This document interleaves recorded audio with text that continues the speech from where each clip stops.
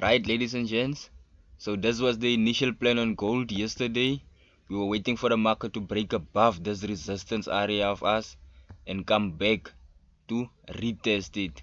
But as we can see, over the night the market has break above it, so it's on its way now to retest it.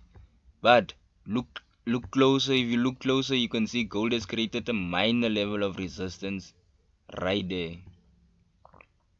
So now I'm gonna draw a zone for us from that minor level of resistance until our retest point.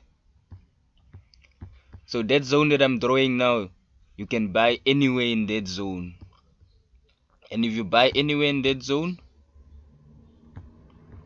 make sure your stop loss is below the swing low. You will see gold has opened up with a gap. So make sure your stop loss is below that gap. Right there. 4743.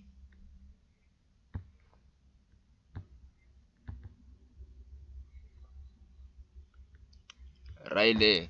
So make sure your stop loss is right there below the gap, and your take profit, let me zoom it out.